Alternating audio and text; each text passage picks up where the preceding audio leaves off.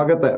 ਅੱਜ ਸਾਡੇ ਨਾਲ ਸ਼ੋਅ 'ਚ ਮੌਜੂਦ ਹੈ ਅਮਰਜੀਤ ਚੋਪੜਾ, ਜਿਹੜੇ ਕਿ ਚਾਰਟਰਡ ਅਕਾਊਂਟੈਂਟ ਹੈ ਔਰ ਜਿਹੜੇ ਐਕਸ ਪ੍ਰੈਜ਼ੀਡੈਂਟ ਹੈ ਇੰਸਟੀਚਿਊਟ ਆਫ ਚਾਰਟਰਡ ਅਕਾਊਂਟੈਂਟਸ ਦੇ ਇੰਡੀਆ ਦੇ। ਉਹਨਾਂ ਨਾਲ ਗੱਲਬਾਤ ਕਰਦੇ ਹਾਂ ਜੋ ਰੀਸੈਂਟ ਫੈਡਰਲ ਦਾ ਜਿਹੜਾ ਇੰਡੀਆ 'ਚ ਬਜਟ ਪਾਸ ਹੋਇਆ, ਉਹਦੇ 'ਚ ਕੀ ਮੇਨ ਹਾਈਲਾਈਟਸ ਹੈ, ਕਿਸਾਨਾਂ ਫਾਰਮਰਸ ਲਈ ਕੀ ਹੈ, ਐਨਆਰਆਈਜ਼ ਲਈ ਕੀ ਹੈ, ਔਰ ਵੱਖ-ਵੱਖ ਮੈਨੂਫੈਕਚਰਿੰਗ ਸੈਕਟਰ ਦੇ ਅੰਦਰ ਜੋ ਪੁਸ਼ ਦਿੱਤਾ ਗਿਆ ਗਵਰਨਮੈਂਟ ਦੀ ਤਰਫ ਤੋਂ, ਜੋ ਸਟਾਰਟਅਪਸ ਨੂੰ ਪੁਸ਼ ਦਿੱਤਾ ਗਿਆ, ਉਹਦੇ ਅੰਦਰ ਕੀ ਹੈ। ਚੋਪੜਾ ਜੀ, ਸਵਾਗਤ ਹੈ ਪ੍ਰਾਈਮ ਏਸ਼ੀਆ ਤੇ ਤੁਹਾਡਾ। ਨਮਸਕਾਰ ਜੀ, ਧੰਨਵਾਦ ਬਹੁਤ ਬਹੁਤ। ਚੋਪੜਾ ਜੀ, ਅਗਰ ਤੁਸੀਂ ਸਾਨੂੰ ਦੱਸੋਗੇ ਕਿ ਜਿਹੜਾ ਹੁਣ ਰੀਸੈਂਟ ਬਜਟ ਪਾਸ ਹੋਇਆ 2023-24 ਦਾ, ਉਹਦੇ ਮੇਨ ਹਾਈਲਾਈਟਸ ਕੁਝ ਪੁਆਇੰਟਸ ਅਗਰ ਤੁਸੀਂ ਸਾਂਝੇ ਕਰੋ ਸਾਡੇ ਨਾਲ। ਇਸ ਤਰ੍ਹਾਂ ਜੀ ਕਿ ਜਿਹੜਾ ਬਜਟ ਪਾਸ ਹੋਇਆ, ਹਾਲੇ ਪਾਸ ਤੇ ਹੋਇਆ ਨਹੀਂ, ਹਾਲੇ ਤੇ ਪ੍ਰੈਜ਼ੈਂਟ ਹੋਇਆ ਬੇਸਿਕਲੀ ਪਾਰਲੀਮੈਂਟ ਦੇ ਵਿੱਚ। ਇਹਦੀ ਮੇਨ ਹਾਈਲਾਈਟ ਇਹ ਹੈ ਕਿ ਇਹ ਕਿਸਾਨ ਕੇਂਦਰਿਤ ਹੈ। ਐਕਚੁਅਲੀ ਕਿਸਾਨਾਂ ਦੇ ਉੱਤੇ ਬਹੁਤ ਜ਼ੋਰ ਹੈ, ਸਟਾਰਟਅਪਸ ਦੇ ਉੱਤੇ ਬਹੁਤ ਜ਼ੋਰ ਹੈ, डिफेंस के उत्ते जोर है और ट्राइबल एरिया के उत्ते जोर है, एजुकेशन के उत्ते जोर है, जॉब क्रिएशन के उत्ते जोर है, क्योंकि कैपिटल आउटले जो बड़ा मैसिव है बेसिकली बजट के विच। और डायरेक्ट टैक्सेस के विच कुछ राहत मिडल क्लास में हैगी है, पर वो नवे टैक्स रजीम है, पुराने टैक्स रजीम च नहीं है, क्योंकि इस वेले इंडिया दो टैक्स रजीम चल रहे हैं। एक ओल्ड टैक्स रजीम है, एक नवा टैक्स रजीम है। तो दोनों च अगर मैं कंपेयर करा तो सरकार होना चाहती है कि नवे टैक्स रजीम तुसी आ जाओ, तुसी डिडक्शन ना मांगो, कोई भी फ्लैट रेट ऑफ टैक्स दियो और अपना किनारा कर लो बेसिकली। सो यो हाईलाइट्स हैगियां बेसिक। अगर तुसी मेरे तो रियली पूछते हो कि बजट दे विच की हाईलाइट्स है, और एग्रीकल्चर नू जिहड़ा किसानां दे उत्ते है वो काफी जोर दिता गया। मेरे ख्याल में मैं एक गल जरूर कहांगा कि मैं मोदी सरकार नू पिछले जिहड़े 8 साल तो देख रहे हैं, घट तो घट इलेक्शन आए चले गए, चुनाव आंदे चले जाते हैं, इन्हां दे बजट की डायरेक्शन नहीं बदली। ये बड़ा एक इंपॉर्टेंट मुद्दा है, इन्हां दे बजट की डायरेक्शन नहीं बदली। कुछ चीज़ां इहदे शायद ना कहियां गई होण, जिस तरह डिसइन्वेस्टमेंट की गल इहदे नहीं की गई बेसिकली, जबकि पिछले साल तक डिसइन्वेस्टमेंट की गल होंदी सी। पर ਉਹਦਾ मतलब ये नहीं कि डिसइन्वेस्टमेंट होएगी नहीं, डिसइन्वेस्टमेंट डेफिनेटली होएगी, पब्लिक सेक्टर यूनिट्स की होएगी, पब्लिक सेक्टर बैंक्स की भी होएगी, क्योंकि ਉਹਦੇ बिना ये रिसोर्स रेजिंग नहीं हो सकता, ਇਹਨਾਂ ਕੋਲ पैसे नहीं आएंगे नहीं तो बेसिकली, क्योंकि बोरोइंग्स ऑलरेडी C&AG ਦੀ ਜਿਹੜੀ ਸਾਡੀ ਰਿਪੋर्ट आई है ਐਤਕੀ, C&AG ਨੇ ਰਿਪੋर्ट ਦੇ ਵਿੱਚ ਇਹ ਕਿਹਾ ਕਿ बोरोइंग्स ਜਿਹੜੀਆਂ ਸਾਡੀਆਂ ਥੋੜੀਆਂ ਜੀ ਆਊਟ ਆਫ ਕੰਟਰੋਲ ਚੱਲ ਰਹੀਆਂ ਔਰ ਇੰਟਰਸਟ ਬਰਡਨ ਸਾਡਾ ਬਹੁਤ ਵੱਧ ਰਿਹਾ। ਤੇ ਉਹਦੇ ਲਈ ਜ਼ਰੂਰੀ ਹੈ ਕਿ ਜਿਹੜੀ ਸਾਡੀ ਡਿਸਇਨਵੈਸਟਮੈਂਟ ਪਲਾਨ ਹੈ ਸਰਕਾਰ ਦਾ, ਉਹ ठीक होना चाहिए। और मेरा ख्याल है कि इस साल ਦੇ ਵਿੱਚ ਫਿਰ ਡਿਸਇਨਵੈਸਟਮੈਂਟ ਹੋਣਗੀਆਂ, ਚਾਹੇ ਪਬਲਿਕ ਸੈਕਟਰ ਯੂਨਿਟਸ ਦੀਆਂ ਹੋਣ ਜਾਂ ਪਬਲਿਕ ਸੈਕਟਰ ਬੈਂਕਸ ਦੀਆਂ ਹੋਣ। ਚੋਪੜਾ ਜੀ, ਕਿਸਾਨਾਂ ਲਈ, ਫਾਰਮਰਸ ਦੇ ਲਈ ਯੂਨਿਟੀ ਮਾਲਸ ਦੀ ਗੱਲ ਕੀਤੀ ਗਈ ਹੈ, ਉਹਦੀ ਅਗਰ ਡਿਟੇਲ ਸਾਂਝੀ ਕਰ ਦਿਓ। ਉਹਨਾਂ ਨੇ ਕਿਹਾ ਕਿ ਜਿੰਨੇ ਤੁਹਾਡੇ ਸ਼ਹਿਰ ਹੈਗੇ ਨੇ ਉਹਨਾਂ 'ਚ ਯੂਨਿਟੀ ਮਾਲਸ ਬਣਾਏ ਜਾਣਗੇ। ਯੂਨਿਟੀ ਮਾਲ ਦਾ ਇੱਕੋ ਹੀ ਮਤਲਬ ਹੈ। ਪਹਿਲਾਂ ਤਾਂ ਅਗਰ ਤੁਸੀਂ ਯੂਨਿਟੀ ਵਰਡ ਦੇਖ ਲਓ, ਜਿਹੜੀ ਤੁਸੀਂ ਸਟੈਚੂ ਹੀ ਬਣਾਈ ਪਟੇਲ ਸਾਹਿਬ ਦੀ, ਉਹਦਾ ਤੁਸੀਂ ਸਟੈਚੂ ਆਫ ਯੂਨਿਟੀ ਦੀ ਗੱਲ ਕੀਤੀ ਹੈ ਬੇਸਿਕਲੀ। ਉਹਦਾ ਮਤਲਬ ਇਹੋ ਹੈ ਕਿ ਜਿੱਥੇ ਸਾਰੇ ਇਕਜੁੱਟ ਹੋ ਜਾਣ ਕਿਤੇ ਨਾ ਕਿਤੇ। ਇਹਦੇ ਚ ਮੇਨ ਐਮਫੈਸਿਸ ਇਹ ਹੈ ਕਿ ਜਿਹੜੇ ਸਾਡਾ, ਜਿਸ ਤਰ੍ਹਾਂ ਬਨਾਰਸ ਹੈ, ਬਨਾਰਸ ਦੇ ਵਿੱਚ ਬਨਾਰਸ ਦੀਆਂ ਸਾੜੀਆਂ, ਤੁਹਾਡੇ ਵਿੱਚ ਅਗਰ ਤੁਸੀਂ ਕਸ਼ਮੀਰ ਚਲੇ ਜਾਂਦੇ ਹੋ ਤਾਂ ਕਸ਼ਮੀਰ ਦਾ ਜਿਹੜਾ ਕੰਮ ਹੈ ਉਹ ਅਲੱਗ ਕੰਮ ਹੈ ਬੇਸਿਕਲੀ। ਸ਼ਾਲਸ ਦਾ ਕੰਮ ਵੀ ਉੱਥੇ ਹੋ ਸਕਦਾ, ਵੂਲਨ ਕੰਮ ਹੋ ਸਕਦਾ, ਲੁਧਿਆਣਾ ਦੀ ਹੋਜ਼ਰੀ ਹੋ ਸਕਦੀ ਹੈ। ਜਿੰਨੇ ਤੁਹਾਡੇ ਡਿਫਰੈਂਟ ਜਗ੍ਹਾ ਹੈਗੀਆਂ ਜਾਂ ਡਿਫਰੈਂਟ ਵਿਲੇजेस ਹੈਗੇ ਨੇ, ਹਰ ਜਿੱਥੇ ਜਿੱਥੇ ਦੀ ਜਿਹੜੀ ਸਪੈਸ਼ਲਿਟੀ, ਅਗਰ ਅਸਾਮ ਹੈ ਤਾਂ ਅਸਾਮ ਦੀ ਚਾਹ ਹੋ ਸਕਦੀ ਹੈ ਬੇਸਿਕਲੀ, ਜਾਂ ਹੋਰ ਵੀ ਹੱਥਕਰਘਾ ਹੋ ਸਕਦਾ। ਇਹ ਸਭ ਦੇ ਪ੍ਰੋਡਕਟ ਇੱਕ ਜਗ੍ਹਾ ਲਿਆ ਕੇ ਤੁਸੀਂ ਵੇਚੋ।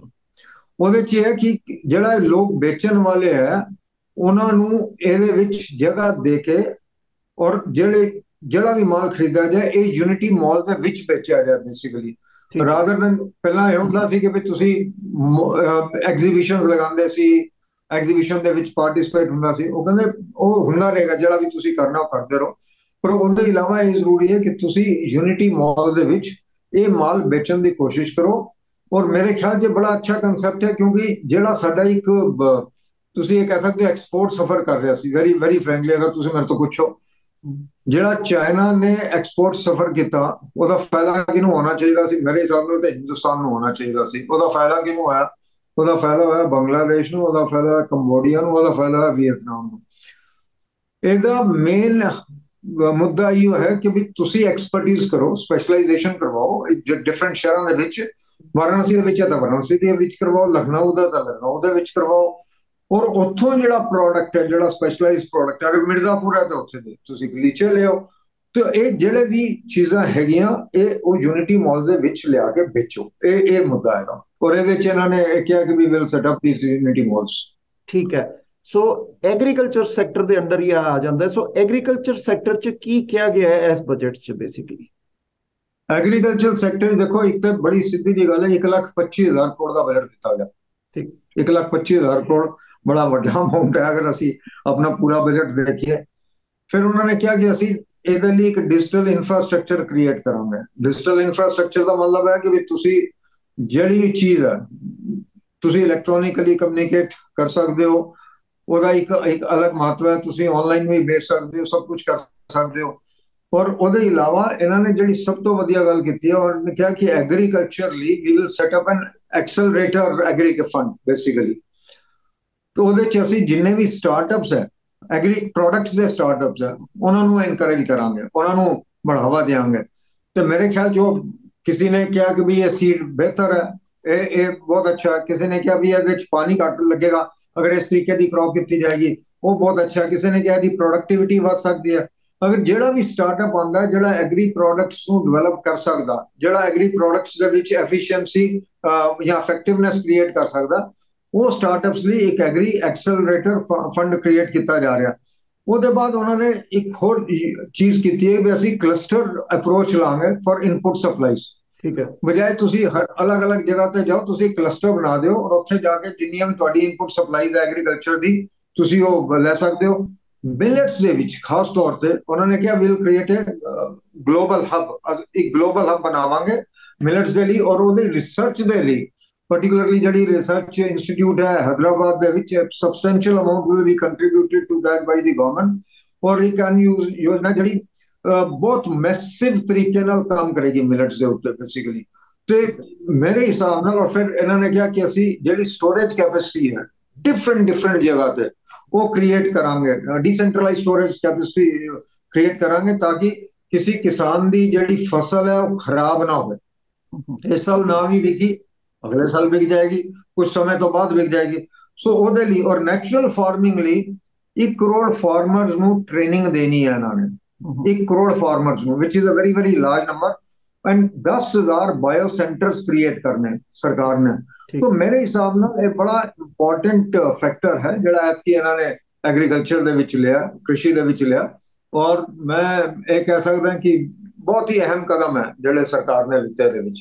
ਠੀਕ ਹੈ ਚੋਪੜਾ ਜੀ, ਡਿਫੈਂਸ ਸੈਕਟਰ ਦੀ ਗੱਲ ਕਰੀਏ ਤੇ ਡਿਫੈਂਸ ਇੱਕ ਸਭ ਤੋਂ ਵੱਡਾ ਬਜਟ ਹੁੰਦਾ ਕਿਉਂਕਿ ਅਸੀਂ ਬਾਹਰ ਦੀ ਕੰਟਰੀਜ਼ ਤੋਂ ਅਸੀਂ ਬਾਏ ਕਰਦੇ ਹਾਂ ਡਿਫੈਂਸ ਦੇ, ਇਜ਼ਰਾਈਲ ਤੋਂ, ਅਮਰੀਕਾ ਤੋਂ, ਰਸ਼ੀਆ ਤੋਂ, ਬਾਕੀ ਜਗ੍ਹਾ ਤੋਂ। ਸੋ ਇਹਦੇ 'ਚ ਇੱਕ ਪੁਸ਼ ਦਿੱਤਾ ਗਿਆ ਕਿ ਲੋਕਲ ਮੈਨੂਫੈਕਚਰਿੰਗ, ਹੁਣ ਰੀਸੈਂਟਲੀ DRDO ਨੂੰ ਵੀ ਕੰਟਰੈਕਟਸ ਦਿੱਤੇ ਗਏ ਕਾਫੀ ਵੱਡੇ ਕਿ ਲੋਕਲ ਇੰਡੀਆ ਦੇ ਅੰਦਰ ਮੈਨੂਫੈਕਚਰ ਕੀਤੀ ਜਾਏ ਡਿਫੈਂਸ ਦੇ ਬ੍ਰਿਜਸ, ਪੋਲਸ ਐਂਡ ਆਰਮਸ ਐਮੂਨੇਸ਼ਨ ਦੀ। ਇਹਦੇ ਤੇ ਕੀ ਡਿਟੇਲਸ ਹੈ? डिफेंस ਦਾ ਟੋਟਲ ਬਜਟ ਹੈ ਕਿ 5.94 ਜਾਂ 95 ਲੱਖ ਕਰੋੜ ਹੈ ਬੇਸਿਕਲੀ। ਉਹਦੇ ਚੋਂ 1,71 ਲੱਖ 1.71 ਲੱਖ ਜਾਂ 171 ਲੱਖ ਕਹਿ ਲਓ ਤੁਸੀਂ ਕਰੋੜ, 1.71 ਲੱਖ ਕਰੋੜ एक कैपिटल एक्सपेंडिचर ली है। Primarily it is for capital expenditure.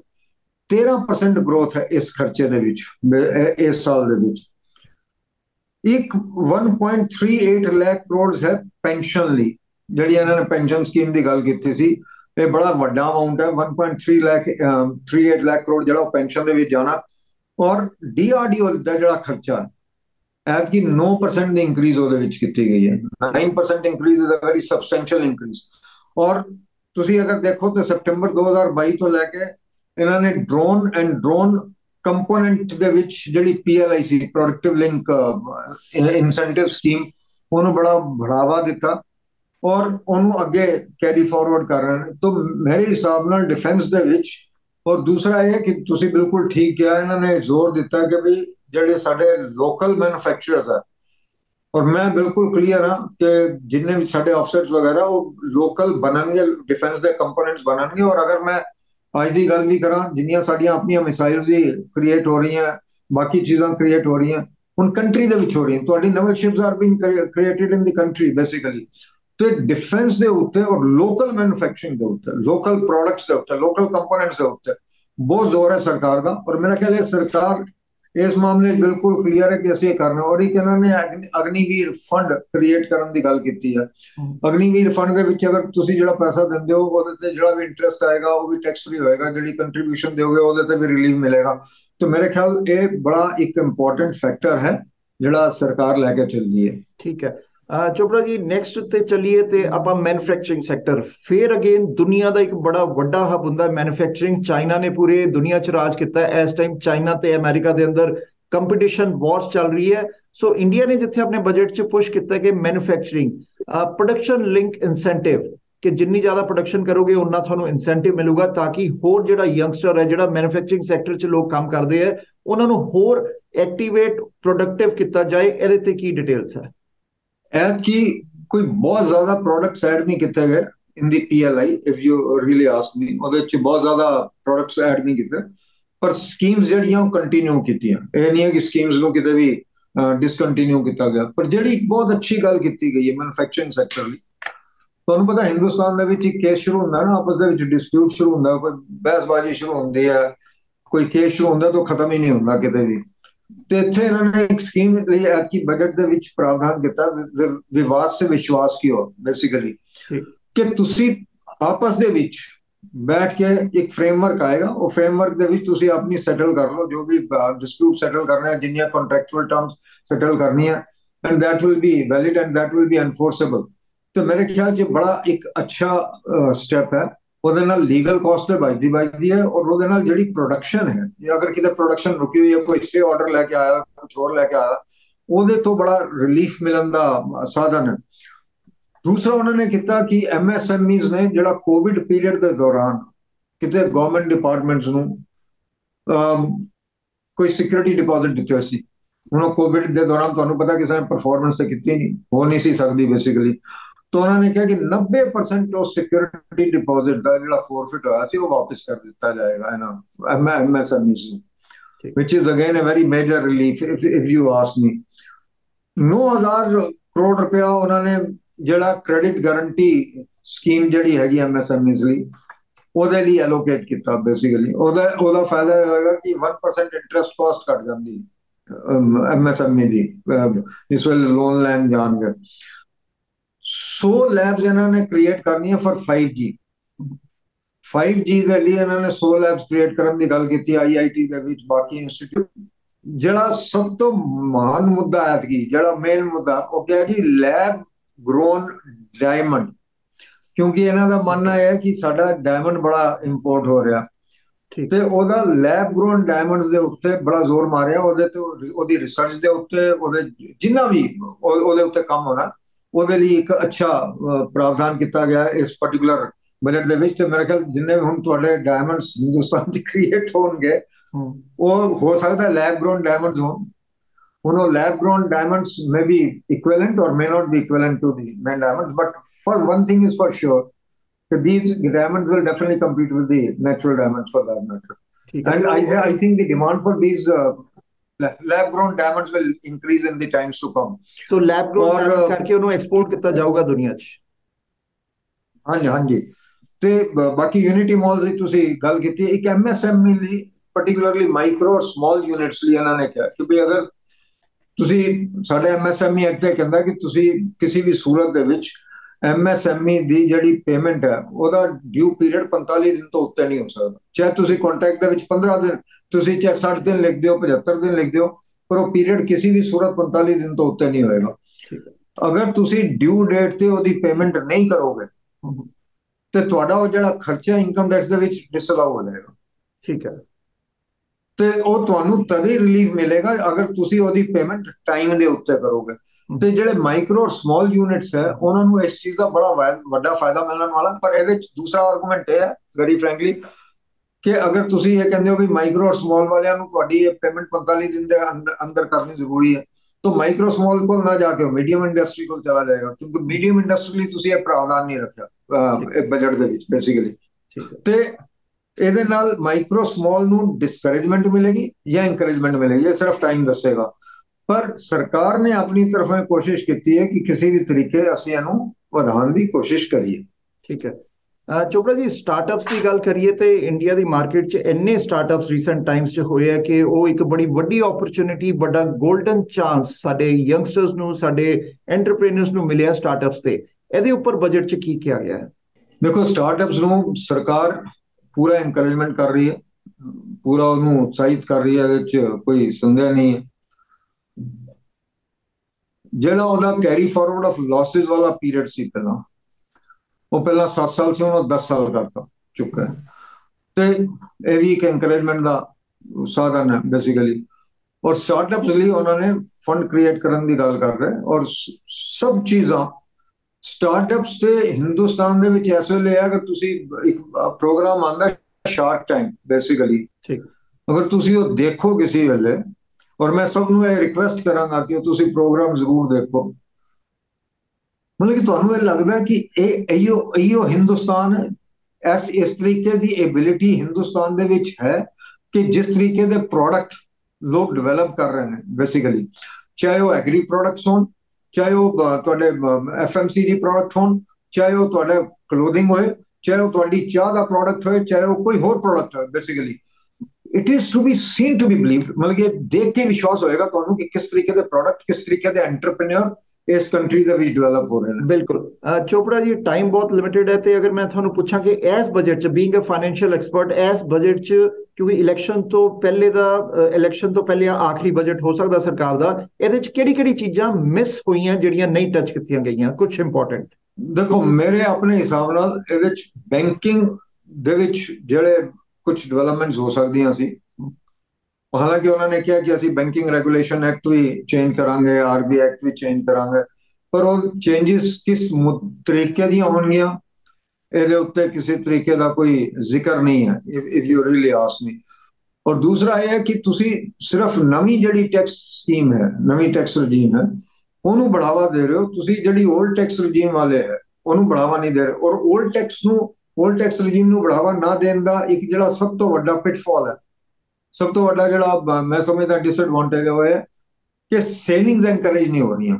ਠੀਕ ਹੈ। ਕਿਉਂਕਿ ਉਹਦੇ ਵਿੱਚ ਤੁਸੀਂ ਡਿਡਕਸ਼ਨ ਦਿੰਦੇ ਸੀ 80C ਦੀ, ਤੁਸੀਂ ਮੈਡੀਕਲ ਦੀ ਡਿਡਕਸ਼ਨ ਵੀ ਦਿੰਦੇ ਸੀ, ਤੁਸੀਂ ਬਜ਼ੁਰਗਾਂ ਦੀ ਦਿੰਦੇ ਸੀ, ਉਹ ਕਿਤੇ ਵੀ ਨਹੀਂ ਹੈ ਉਹ ਕੁਝ ਸੇਵਿੰਗ ਦੀ। ਕਿਉਂਕਿ ਜਿਹੜਾ ਨਵਾਂ ਟੈਕਸ ਰਜੀਮ ਹੈ ਉਹਦੇ ਵਿੱਚ ਕਿਸੇ ਤਰੀਕੇ ਦੀ ਡਿਡਕਸ਼ਨ ਦੀ ਗੱਲ ਨਹੀਂ। ਉਹ ਤੇ ਇਹ ਕਹਿੰਦਾ ਵੀ ਤੁਸੀਂ ਜੋ ਮਰਜ਼ੀ ਕਰੋ, ਡਿਡਕਸ਼ਨ ਕੋਈ ਨਹੀਂ ਮਿਲਣੀ ਤੁਹਾਨੂੰ ਸਿੱਧਾ ਜਿਹੜਾ ਟੈਕਸ ਰੇਟ ਐਪਲੀਕੇਬਲ ਉਹਦੇ 'ਚ ਇਹਨਾਂ ਨੇ 5 ਸਲੈਬ ਰੇਟ ਕਰਤਾ। ਫਾਇਦਾ ਬਹੁਤ ਹੈ, 7 ਲੱਖ ਤੱਕ ਉਹਦੇ 'ਚ ਕੋਈ ਟੈਕਸ ਨਹੀਂ ਹੈ, ਪਰ ਉਹਦੇ 'ਚ ਵੀ ਇੱਕ ਸ਼ਾਰਟਫਾਲ ਹੈ, ਉਹਦੇ 'ਚ ਵੀ ਇੱਕ ਕੈਚ ਹੈ ਕਿ ਜਿਸ ਵੇਲੇ ਤੁਸੀਂ 7 ਲੱਖ ਤੇ ਹੋ ਤਾਂ ਕੋਈ ਟੈਕਸ ਨਹੀਂ ਹੈ, 7 ਲੱਖ 1,000 ਹੋਏਗਾ ਤਾਂ 25,000 ਤੋਂ ਉੱਤੇ ਟੈਕਸ ਹੈ ਤੁਹਾਡਾ। ਠੀਕ ਹੈ ਚੋਪੜਾ ਸਾਹਿਬ, ਮੇਰਾ ਅਗਲਾ ਸਵਾਲ ਹੀ ਆਈ ਸੀਗਾ ਕਿ NRIs ਦੇ ਲਈ ਕੀ ਹੈ। ਹੁਣ NRIs ਦੀ ਗੱਲ ਕਰ ਰਹੀ ਹੈ ਕਿ NRIs ਦਾ ਪੈਸਾ ਬੈਂਕਿੰਗ ਸਿਸਟਮ 'ਚ ਉੱਥੇ ਹੈਗਾ, ਪ੍ਰੋਪਰਟੀਜ਼ ਹੈਗਾ। ਅਗਰ ਕਿਸੇ NRI ਨੇ ਪੈਸਾ ਆਪਣਾ ਲੈ ਕੇ ਆਣਾ ਹੋਏ ਓਵਰਸੀਜ਼, ਤੇ ਉਹਦੀ ਟੈਕਸ ਬ੍ਰੈਕਟ ਵੀ ਕੁਝ ਚੇਂਜਸ ਕੀਤੀਆਂ ਗਈਆਂ ਕਿ ਪਹਿਲੇ 5% ਲੱਗਦਾ ਸੀ, 20% ਲੱਗੂਗਾ। ਉਹਦੀ ਡਿਟੇਲ ਸਾਂਝੀ ਕਰ ਦਿਓ। ਉਹਨਾਂ ਨੇ ਕਿਹਾ ਕਿ ਜਿਹੜੇ ਵੀ LRS ਸਕੀਮ ਦੇ ਵਿੱਚ ਕੋਈ ਵੀ ਫੋਰਨ ਰੈਮਿਟੈਂਸ ਹੋਏਗੀ ਸਿਵਾ ਐਜੂਕੇਸ਼ਨ ਔਰ ਮੈਡੀਕਲ ਦੇ ਲਈ, ਉਹਦੇ ਉੱਤੇ ਤੁਹਾਨੂੰ 5% ਦੀ ਜਗ੍ਹਾ 20% ਟੈਕਸ TCS ਦੇਣਾ ਪਏਗਾ। ਉਹਦਾ ਬੈਨੀਫਿਟ ਤੁਹਾਨੂੰ ਮਿਲ ਜਾਏਗਾ ਟੈਕਸ ਦੇ ਵਿੱਚ, ਬਾਅਦ ਤੁਹਾਨੂੰ ਰਿਫੰਡ ਵੀ ਮਿਲ ਸਕਦਾ, ਉਹਦੇ 'ਚ ਕੋਈ ਦਿੱਕਤ ਨਹੀਂ ਹੈ। ਪਰੰਤੂ ਪੈਸਾ ਭੇਜਣ ਤੋਂ ਪਹਿਲਾਂ ਤੁਹਾਨੂੰ 20% ਦਾ ਇੰਤਜ਼ਾਮ ਕਰਨਾ ਪਏਗਾ। ਅੱਜ ਅਗਰ ਮੈਂ ਸਪੋਜ਼ ਕਰੋ ਕਿਸੇ ਆਪਣੇ ਰਿਸ਼ਤੇਦਾਰ ਨੂੰ, ਬੱਚੇ ਨੂੰ ਕੋਈ ਪੈਸਾ ਭੇਜਣਾ ਹੋਏ ਤੇ ਗਿਫਟ ਤੇ ਫ੍ਰੀ ਹੈ, ਗਿਫਟ ਦੇ ਵਿੱਚ ਕੋਈ ਦਿੱਕਤ ਨਹੀਂ, ਪਰੰਤੂ ਟੈਕਸ ਮੈਨੂੰ ਉਹਦੇ ਤੇ ਇੱਥੇ ਜਮ੍ਹਾਂ ਕਰਵਾਉਣਾ ਪਏਗਾ। ਉਹ ਟੈਕਸ ਦਾ ਬੈਨੀਫਿਟ ਮੈਨੂੰ ਮਿਲ ਜਾਏਗਾ, ਮੇਰੀ ਇਨਕਮ ਟੈਕਸ ਰਿਟਰਨ ਦੇ ਵਿੱਚ ਉਹਦਾ ਟੈਕਸ ਦਾ ਬੈਨੀਫਿਟ ਮਿਲ ਜਾਏਗਾ। ਪਰ 5% ਤੋਂ ਚੁੱਕ ਕੇ 20% ਕਰ ਦੇਣਾ ਕਿਸੇ ਵੀ ਸੂਰਤ ਦੇ ਵਿੱਚ ਮੇਰੇ ਖਿਆਲ 'ਚ ਕੋਈ ਬਹੁਤ ਸਮਝਦਾਰੀ ਦਾ ਕੰਮ ਨਹੀਂ ਹੈ, ਕਿਉਂਕਿ 20% ਬਹੁਤ ਹੁੰਦਾ। ਅਗਰ ਤੁਸੀਂ ਟਰੈਕ ਕਰਨਾ ਚਾਹੁੰਦੇ ਹੋ ਨਾ ਸਿਰਫ ਪੇਮੈਂਟਸ, ਕਿ ਵੀ ਕੌਣ ਬੰਦਾ ਕਿੱਥੇ ਬਾਹਰ ਭੇਜ ਰਿਹਾ, ਤਾਂ ਤੁਸੀਂ 1% ਨਾਲ ਵੀ ਟਰੈਕ ਕਰ ਸਕਦੇ ਹੋ, ਤੁਸੀਂ 5% ਨਾਲ ਵੀ ਟਰੈਕ ਕਰ ਸਕਦੇ ਹੋ। ਪਰ ਇਹਦਾ ਮਤਲਬ ਹੈ ਕਿ ਸਰਕਾਰ ਦਾ ਮੁੱਦਾ ਟਰੈਕ ਕਰਨਾ ਨਹੀਂ ਹੈ, ਸਰਕਾਰ ਦਾ ਮੁੱਦਾ ਇੱਥੇ ਹੈ ਕਿ ਪੈਸਾ ਕਲੈਕਟ ਹੋਣਾ ਚਾਹੀਦਾ ਬੇਸਿਕਲੀ ਕਿਤੇ ਨਾ ਕਿਤੇ। ਸੋ ਕਹਿਣ ਦੀ ਗੱਲ ਹੈ, ਅਗਰ NRI ਹੈ ਕੋਈ ਜਿਹਨੇ ਆਪਣਾ ਇੰਡੀਆ ਅਕਾਊਂਟ 'ਚੋਂ NRO ਅਕਾਊਂਟ 'ਚੋਂ ਕੈਨੇਡੀਅਨ ਅਕਾਊਂਟ ਬੈਂਕ 'ਚ ਪੈਸਾ ਅਗਰ ਟ੍ਰਾਂਸਫਰ ਕਰਨਾ ਹੈ, ਔਰ ਅਗਰ ਉਹਨੇ ਉੱਥੇ ਇੰਡੀਆ 'ਚ ਆਪਣੀ ਟੈਕਸ ਰਿਟਰਨ ਭਰੀ ਹੋਈ ਹੈ ਪੂਰੀ ਸਾਲ ਦੀ, ਤਾਂ ਉਹਦੇ ਤੇ 20% ਨਹੀਂ ਲੱਗੂਗਾ ਅਗਰ ਟ੍ਰਾਂਸਫਰ ਕਰਦਾ।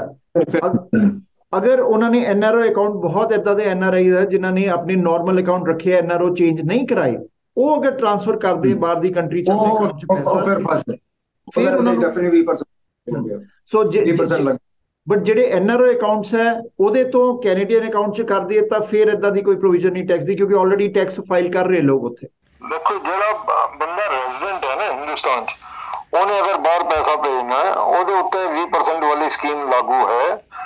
अगर मैं नॉन रेजिडेंट हाँ और मेरा पैसा अपना है और मेरे एनआरओ अकाउंट से एनआरआई अकाउंट से अगर मैं वो पैसा रिमिट करना है, ਉਹਦੇ ਉੱਤੇ ਸੈਕਸ਼ਨ ਲਾਗੂ ਨਹੀਂ ਹੈ। ਬੇਸਿਕਲੀ ਇਹ ਬੜੀ ਕਲੀਅਰ ਦੀ ਚੀਜ਼ ਹੈ। ਉਹਦੇ ਲਈ ਕੋਈ ਹੈ ਕਿ ਜਿਸ ਵੇਲੇ ਤੁਸੀਂ ਐਨਆਰਓ ਅਕਾਊਂਟ ਤੋਂ ਪੈਸਾ ਟ੍ਰਾਂਸਫਰ ਕਰਨਾ ਤੇ ਤੁਹਾਨੂੰ ਇੱਕ ਸੀਏ ਕੋਲੋਂ ਸਰਟੀਫਿਕੇਟ ਲੈਣਾ ਪਏਗਾ ਕਿ ਵੀ ਇਹ ਪੈਸਾ ਇਹਨਾਂ ਦਾ ਹੀ ਹੈ, ਜੈਨੂਇਨ ਸੋਰਸ ਹੈ, ਔਰ ਇਹਦੇ ਉੱਤੇ ਜਿੰਨੇ ਟੈਕਸਿਸ ਹੈਗੇ ਨੇ ਬਾਕੀ ਉਹ ਸਾਰੇ ਆਲਰੇਡੀ ਪੇ ਹੋ ਚੁੱਕੇ ਨੇ।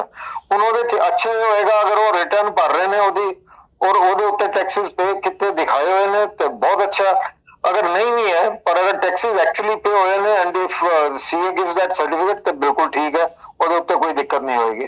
ਠੀਕ ਹੈ ਚੋਪੜਾ ਜੀ, ਮਤਲਬ ਕਿ ਅਗਰ ਕਿਸੇ ਦਾ ਐਨਆਰਓ ਅਕਾਊਂਟ ਹੈਗਾ ਇੰਡੀਆ 'ਚ ਔਰ ਉਹਦੇ 'ਚੋਂ ਰਿਟਰਨਸ ਭਰਦੇ ਈਅਰਲੀ ਔਰ ਉਹਨਾਂ ਨੇ ਓਵਰਸੀਜ਼ ਅਕਾਊਂਟ 'ਚ ਆਪਣੇ ਟ੍ਰਾਂਸਫਰ ਕਰਨਾ ਤੇ ਉਹਦੇ ਤੇ ਕੋਈ ਪ੍ਰੋਬਲਮ ਨਹੀਂ, ਕਿਉਂਕਿ ਆਲਰੇਡੀ 30% ਟੈਕਸ ਐਨਆਰਓ, ਕੋਈ ਪ੍ਰੋਬਲਮ ਨਹੀਂ। 30% ਆਲਰੇਡੀ ਟੈਕਸ ਉੱਥੇ ਕੱਟ ਰਿਹਾ। ਅਗਰ ਕਿਸੇ ਨੇ ਰਿਟਰਨ ਨਹੀਂ ਭਰਦੇ ਔਰ ਪੈਸਾ ਲਿਆਣਾ ਹੈ ਤੇ ਫਿਰ ਉਹਨਾਂ ਨੂੰ 20% ਲੱਗੇਗਾ। ਰਿਟਰਨ ਭਰਨ ਦੀ ਕੰਡੀਸ਼ਨ ਨਹੀਂ ਹੈ, ਕੰਡੀਸ਼ਨ ਇਹ ਹੈ ਕਿ ਉਹਦੇ ਉੱਤੇ ਟੈਕਸਿਸ ਪੇ ਹੋਏ ਹੋਣੇ ਚਾਹੀਦੇ। ਠੀਕ ਹੈ, ਟੈਕਸਿਸ ਜਿਹੜੇ ਉਹ ਪੇ ਹੋਣੇ ਚਾਹੀਦੇ ਔਰ ਸੀਏ ਉਹਦਾ ਸਰਟੀਫਿਕੇਟ ਦੇ ਦੇਵੇ। ਅਗਰ ਸੀਏ ਸਰਟੀਫਿਕੇਟ ਦੇ ਦਿੰਦਾ ਤੇ ਬੈਂਕਰ ਜਿਹੜਾ ਉਹਨੂੰ ਐਕਸੈਪਟ ਕਰ ਲੈਂਦਾ ਤੇ ਰੈਮਿਟੈਂਸ ਹੋ ਜਾਏਗੀ। ਠੀਕ ਹੈ ਚੋਪੜਾ ਜੀ, ਜਾਂਦੇ ਜਾਂਦੇ ਤੁਸੀਂ ਕੀ ਮੈਸੇਜ ਦੇਣਾ ਚਾਹੋਗੇ? ਆ ਬਜਟ ਨੂੰ ਓਵਰਆਲ ਕਿੱਦਾਂ ਦੇਖੋਗੇ?